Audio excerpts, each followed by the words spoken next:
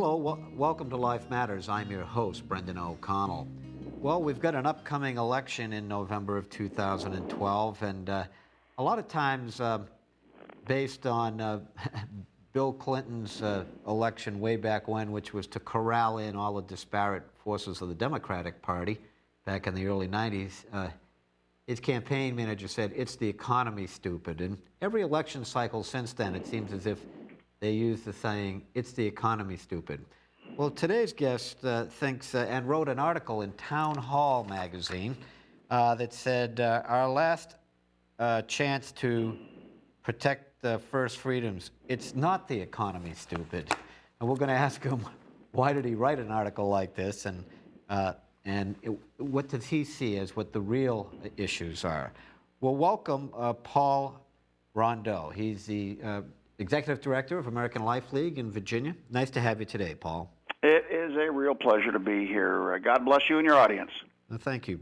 Paul, what is it that you perceive? If it's not the economy, then what do you perceive as this upcoming election? What is really important, and is it a dire situation?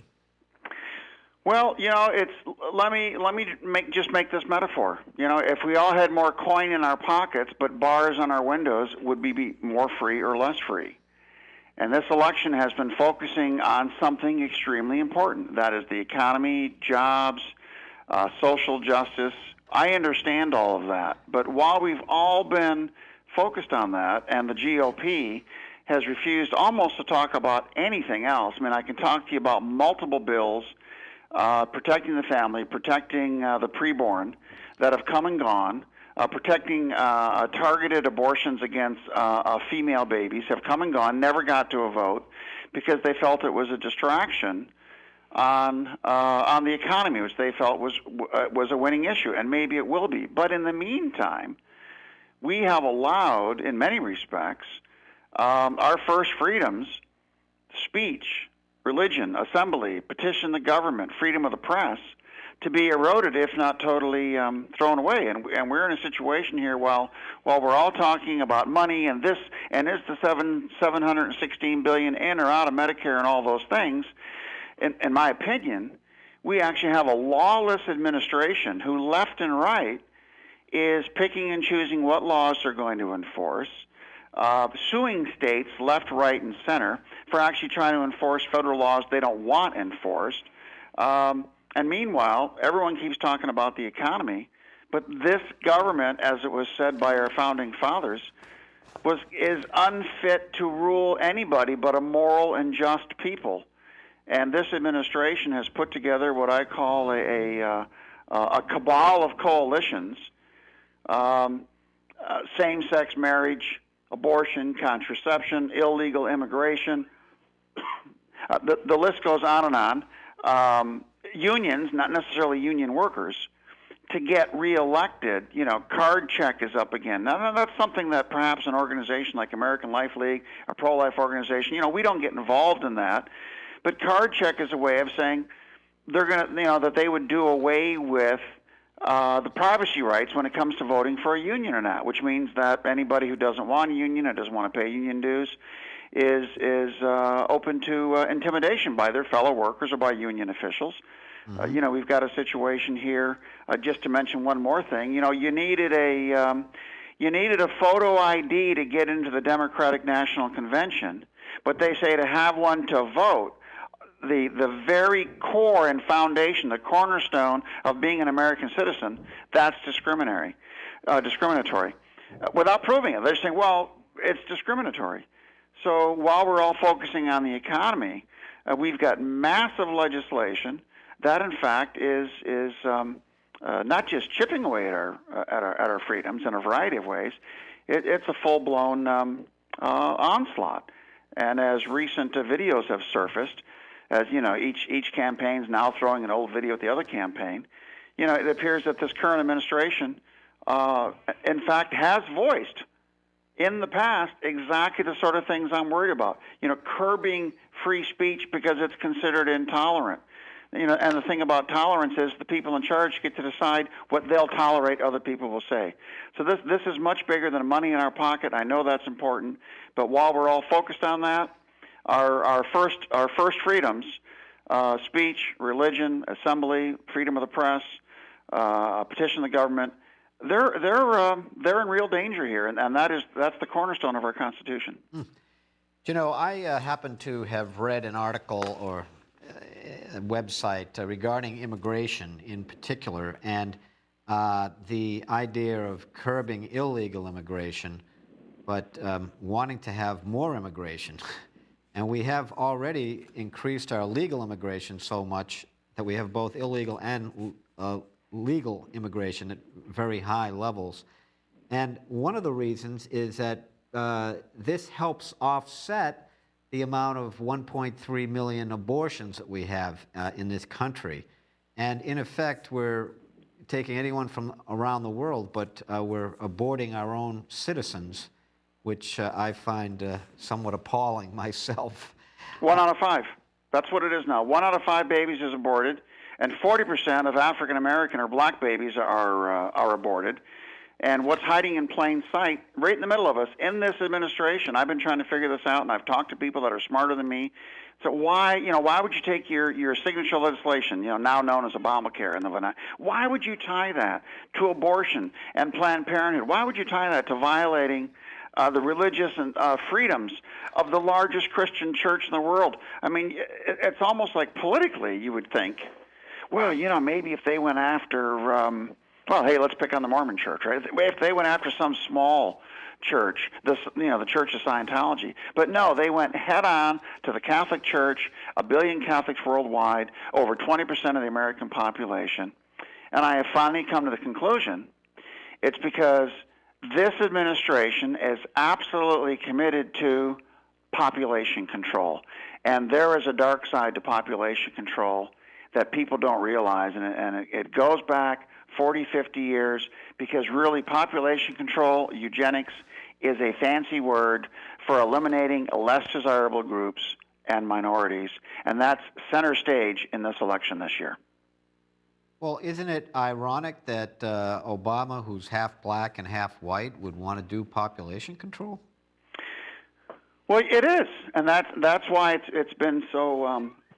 Excuse me. It's been so flabbergasting to so many people, knowing that in New York City it is 60%.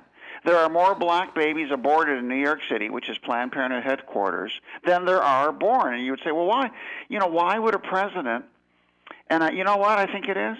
I mean, this is just my personal opinion, because no one's got this figured out, including me. That's why I think it's the population control thing. I can't say, maybe he doesn't consider himself a black man. Maybe it's not a race thing for him. It's just a matter of, if you take it to its logical extreme, it's kind of like saying you eliminate poverty by eliminating the poor. Now, we've seen that sort of thought process before and where it can lead to. And there's a favorite saying of mine that just because it sounds like a conspiracy theory doesn't mean it's not one. But we have seen this secular humanist manifesto at work before in contemporary history. We've seen it in Russia. We've seen it in Italy. We saw it in Spain. We saw it in Germany. We've seen it in Uganda. And it always ends in the same place. Millions of people being decimated for, quote unquote, the good of the majority. And it always ends the same way. Well, now, I noticed that in your article you were talking about if this Obamacare is put forth, and I've had one guest on the show who said that Obamacare was written by Planned Parenthood. Is Planned Parenthood going to get additional funding? I mean, they're a 501c3. They're supposed to be a nonprofit. What's going on here? Well, unfortunately, it's just like, we've got some Catholic hospitals that get a lot of money, and maybe they feel beholden. But whoever said that Planned Parenthood helped write it is absolutely correct. It's common knowledge. It's being trumpeted by Planned Parenthood. And let me walk through very quickly how this works, because even right now, most people do not understand what Obamacare really is. All they understand is what they've been told that it is and the talking points. Obamacare first mandates that the employer must offer Obamacare compliant insurance. That means abortifacients, abortion-inducing drugs, sterilization, and contraceptives. If they don't do it, they can have a fine of up to $100 per employee per day. Basically, that would bankrupt most businesses. Now, there's also a mandate that says, and as the employee, you must have it. And if you don't have it, you face fines that are based on a percentage of income. And that's several $1,000s a year, and it goes up from 2014. But where this gets tricky is that, so while we're doing this, any insurance that covers abortion also kicks $1 into a super fund, a national federal super fund for abortion. But first of all, the employer, by law written in Obamacare, is not allowed to tell the employee if they're selecting an insurance option that covers abortion. It may only be, and this is from the actual legislation, it may only be disclosed in the fine print or when the Obamacare requires $1 per month per plan being taken out and put into the super abortion fund, which is totally elective, abortions of all sorts, from day of creation to actually right up to but not including partial birth abortion. But there's basically no restrictions. $1 billion a year is what the Alliance Defending Freedom Group, previously known as Alliance Defense Fund, they did the analysis. They are the legal scholars that looked at this, and they said if only half the plans fall into this, and this is a minimum, by the way. It says no less than $1 per month. It doesn't say it can't be $5 per month. So at no less than $1 per month, if only half the plans fall into this category, this will generate another $1 billion a year, which is enough for 2 million abortions at about $450 apiece. And guess who the largest abortion provider who helped write Obamacare is? Planned Parenthood, who does more than 1 out of 4 abortions.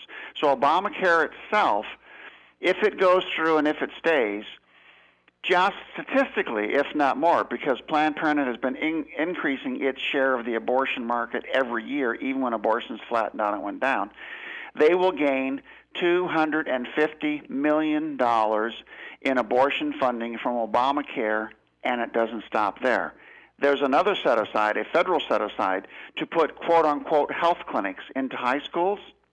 $75 million. Our analysis shows the only people who can qualify for that, guess what? Planned Parenthood, just by the strictures that are put on the grant process. And better yet, they won't actually be in the high schools, i.e. they'll be connected to the high schools, and therefore not subject to local control, not subject to local community values, not subject to the local school board. These will be federally funded high school clinics run by Planned Parenthood, who is notorious for encouraging our children, starting at age 12, to get involved in the sexual lifestyle, and then they become lifetime customers, starting off with contraception, and then when that doesn't work, they get the abortion, and they get the STDs and the HIV testing, and so on. So just from the get-go, Obamacare stands to give Planned Parenthood not only access to our children across the country, but about $350 million up front of taxpayer money, which used to be barred by the Hyde Amendment, but now since these are insurance premiums and not quote-unquote tax dollars, the administration has done an end run around the law by using insurance premiums to fund abortions instead of tax dollars. Wow. That is incredible. That's a mouthful, isn't it? It is, and it's remarkable. I mean, we've had guests on here trying to get. They show how Planned Parenthood sneaks their way into various high schools. Like we had one in a suburb of Boston, Revere, which was actually a city. Well, let me ask you then. Let me shift over to John Roberts. He, a supposed conservative judge, supposedly changed his mind during the writing up of the arguments that actually went in Obama's favor, 5-4, with Roberts being the swing vote. Right. And Can you tell us a little bit about that? Because everyone just scratched their head and said, what is he doing? I mean, this wasn't sold as a tax, but now Roberts is talking about it as a tax. And can you tell us how he reasoned, or the logic he tried to put forth, and why did he do so? Why did he change his mind? Well, here's what happened. Now, bear in mind, this is all I can say. It is speculation by some very smart people inside the Beltway people, constitutional scholars, what we call robe watchers. You know, the people who that's what they kind of do for a living, is watch the Supreme Court. Now, let me just say that at the time Roberts was nominated, he's the only, based on what I know, he's the only Supreme Court nominee in history to go through the nomination process without an attorney of his own and without notes. The guy is a genius. Now, having said that, and I actually worked to help him get nominated, and we really felt, and that's why Bush, when there was another opening on the Supreme Court, then took the Roberts nomination, made him, put him at the head of the Supreme Court, and that's when Alito came in. So that's when Roberts moved from just being another justice to being Chief Justice, and Alito came in, and then that nomination process started. Now, here's what happened with Obamacare. In the mandate part, the penalty part that we were just talking about, Congress sold it to the American public, and they sold it to Congress, and they sold it to the news media. It's not a tax, it's not a tax, it's not a tax, it's not a tax. And 18 times in the mandate part, which is, when I say mandate, that's the part that has the penalties in it for employers and for individuals. It specifically stayed away from the word tax. It said that it was a penalty. And halfway through the ruling, so now the rumor goes, everybody thought that Justice Stevens was going to be the swing vote. And it turned out that apparently Roberts was on the side of actually striking everything down, at the very least the mandate, but maybe the entire law. And Stevens was the guy saying, we need to strike this entire thing down. This is very dangerous. This cannot stand the way it is. And somehow, with Ginsburg, who, by the way, is a population control Supreme Court justice. I won't drag everybody into those weeds, but she's made statements that when she thought that when Roe v. Wade passed, that we'd have the end of the discussion about, you know, getting the weeds out of society. She's actually been quoted saying that. But in any case, so when this came down, Roberts, it turns out, actually changed his mind. Everyone seems to agree that at one point he was on the conservative side, and the liberal side got him to change his stature, change his thinking on it. And the rumor is, the speculation is that somehow he was convinced, or convinced himself, that the least intrusive role of the Supreme Court into the legislative process would be to take this section where the word penalty appeared 18 times in that section. It said penalty. It never said tax once. And to construe that as saying tax, because when they got to court, even though the vast majority of the time, and of course the hearings are public, even though they're not televised, they did argue that this was a penalty, this was a penalty, this was a penalty, and they could do it under the Commerce Clause and all these things that were just falling apart. But one short, brief session of this couple of days, they said, well, yeah, this is a tax.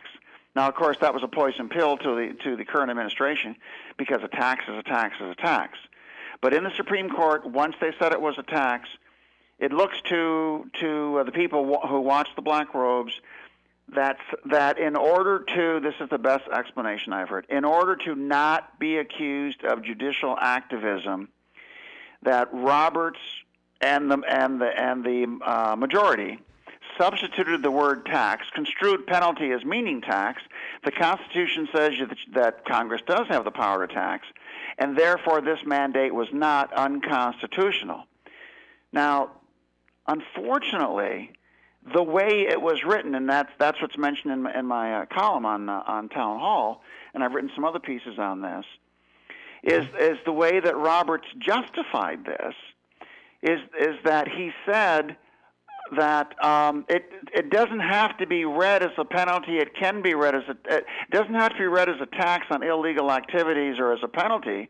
It can be read as a tax on non-illegal activities. Now, that is a monumental change of Supreme Court law, because what it really says is, and this is the stuff that I said this to people, and they said, "Oh, no, you're crazy." So I checked with the people that know, the people who do constitutional law, and they basically said, "Yeah, that's what he said." In trying not to be, people speculate, and trying not to be a judicial activist, by trying not to have the Supreme Court get in the middle of this huge piece of legislation, he construed that penalty would be tax, and that the legislative branch does have the power to tax. But then he took the extra step of the way the opinion was written in suggesting that it may be construed as a tax on non-illegal activities, which in theory means somewhere down the road here, we mentioned abortion. While it's not illegal, let's say down the road, because there's 30 lawsuits now, it's not illegal not to do abortions. However, it's also not illegal to tax you for not doing them. It's not illegal to have freedom of speech, but as per the Supreme Court in the Sebelius case, but we can also tax legal activities, not just income, but we can tax legal activities. So I and many others, I thought I was the genius in seeing this, but I and many others have since then written that the Roberts opinion is not only worse than it looks, it may be worse than Obamacare, because it can be reasonably construed, and actually pretty straightforwardly construed, that the government has the power to tax legal activities, and as Daniel Webster once said, the power to tax involves the power to destroy. Mm-hmm. Well, legal activities versus what again? Well, that according to the way Roberts wrote the ruling, that Congress has the power to tax non-illegal activities, basically meaning that you can be taxed even though the activity you're involved in is legal. Now, without any constraints on that can mean exercising your constitutional rights, which is legal, but they're subject to tax. This creates a huge problem down the road. Does this give the federal government then a lot more power? Oh, if based on how I've seen this kind of stuff. Don't forget it. It only took us 8 years to get from Griswold on contraception in '65 to 1973, where basically we had no limits on abortion whatsoever. It only took 1 year in Lawrence v. Texas, which is the constitutionalizing of the right to same-sex sodomy. It only took less than a year to get from Texas to same-sex marriage in Massachusetts. So what this really says, it expands the federal government's power to regulate individual decision-making, because now it says the government can not only tax income, it can tax legal behavior, which is what non-illegal behavior is. So the government can tax legal behavior. That's basically what the ruling set in motion. Scalia, Kennedy, Thomas, and Alito, in dissent, were saying, the power to tax and spend, they can't be such that it enables the federal government to regulate all private conduct and to compel states to function as administrators for the federal government, and that's what's happening here. Now, by the way, I was saying Stevens. I should have been saying Kennedy all this time. And it turned out they thought Kennedy was a swing vote. Kennedy was allegedly behind closed doors imploring Roberts not to go down this road. But now that's what we have. The Chief Justice interpreted the taxing power as if it could be exercised without regard to limits on governmental power on the rest of the Constitution. He basically said they have the power to tax legal activity, not income, activity.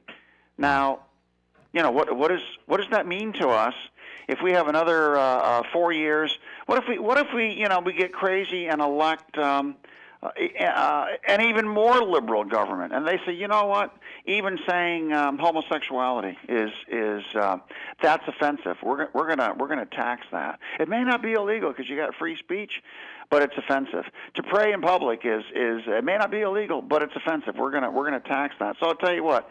Yeah, you can pray, but we're going to tax you $100 a day for every employee that prays, or we're going to tax you $100 a day for if you're let's say you're a pro-life organization, and this is what they're doing in Obamacare.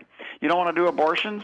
You don't want to be involved with same-sex marriage. You don't want to be involved with, pick your topic. Mm-hmm. That's okay. That's the Constitution says it's legal. However, we're going to tax you on that. So, if for instance, the Catholic hospital system is the largest in the nation, the largest private hospital system in the nation is affiliated with the Catholic religion. So the government could, in theory, say, okay, you won your lawsuits on not having to do abortions, but according to the Supreme Court, we can tax you. So since you have since ABC Hospital here serves 50,000 patients a year, and you refuse to do abortions, we're going to charge you $100 per patient per month that you see, because we're just taxing illegal activity. I mean, it's a nightmare. It is a potential nightmare. Well, Paul, we've come to the end of our show. In 30 words or less, how do we upend this whole Obamacare? What do we do? Well, here's the problem. In my opinion, first of all, legislatively, with the proper votes and having the right people in office, we can actually get rid of Obamacare. Unfortunately, that's not going to work for the Supreme Court ruling. So I have to tell everybody, you've heard this time and time and time again, but I've done the numbers. I've done voter matches on tens of millions of names. 40% are not registered, and I'm talking evangelicals, Orthodox Catholics. They're not registered. We can't find them on the rolls. And you know what? It gets worn out. But if you're going to vote, if you want some control over your future and your freedoms, you better get informed and go out and vote for the candidate of your choice, informed by your family, faith, and values, and not listening to just the talking heads and the talking points. They can come to American Life League. Lots of information there. Mm-hmm. Alliance Defending Freedom. We're on Twitter. American Life League is on Twitter, on Facebook. Look for our articles by me and Judy Brown. Mm-hmm. The information's out there, but you're never going to see it in the mainstream media. I see. Well, Paul Rondeau, thank you so much for being on our show today. It was most informative, and we hope that our viewers found it that way also. Thank you so much. Get out there and vote, everybody. Thanks so much, and we'll see you next week. I'm Brendan O'Connell, your friend for life.